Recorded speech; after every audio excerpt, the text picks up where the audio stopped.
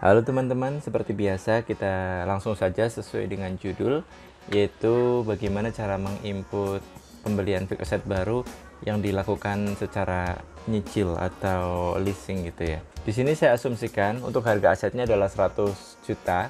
Misalkan ada asuransi 5 juta dan biaya administrasi 1 juta dan semuanya itu akan dijadikan sebagai nilai perolehan aset, maka cara inputnya seperti yang akan dijelaskan dalam video ini.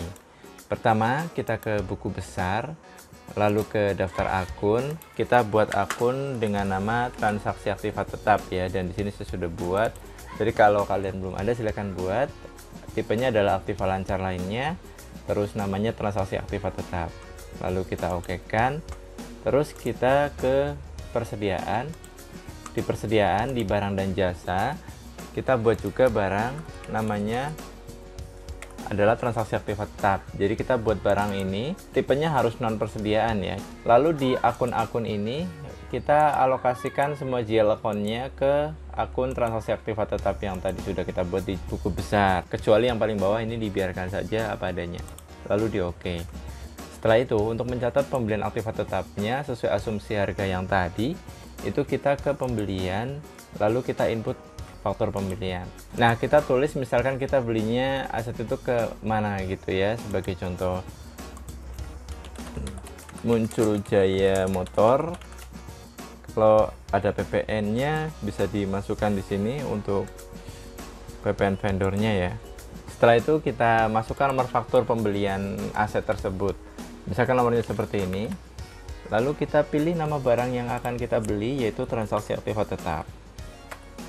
Oke, nilainya adalah 106 juta ya. Kalau ada pajak bisa taruh di sini kalau ada pajaknya, jadi ada PPN di sini. Tapi kalau nggak ada pajak ini kita bisa kosongkan. Oke. Nah, misalkan dalam kasus ini kita diwajibkan membayar DP. Untuk membayar DP-nya kita simpan dulu yang ini atau kita bisa langsung ke sini. Kita bayar pemasok. Misalkan DP-nya diwajibkan membayar 20 juta. Kita input aja di sini 20 juta. Oke, kita bayarkan DP dari bank kita yang mana, sebagai contoh dari bank BCA. Lalu kita bisa arsip atau cetak bukti pengeluaran banknya ya. Ini total payment 20 juta. Jurnal dari payment ini adalah hutang usaha pada BCA. BCA-nya kita berkurang. Nah, berarti kalau kita lihat sekarang sebenarnya hutang kita ke laporan, daftar laporan, lalu ke laporan hutang, kita klik yang hutang beredar ini. Kita oke kan?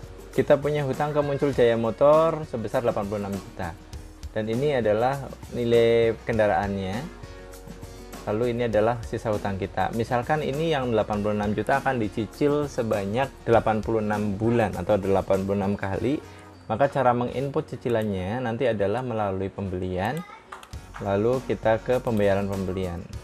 Misalkan kita akan bayar ke Muncul Jaya Motor untuk cicilan yang pertama di bulan nanti. Kita centang lalu kita bayar. Karena kita akan bayar sebanyak 86 kali, maka kita isinya sejuta. Oke. Jika ada bunga dan itu akan diakui sebagai biaya bunga, kita bisa klik kanan di sini, lalu kita pilih informasi diskon. Misalkan bunganya dalam bulan tersebut adalah 80.000.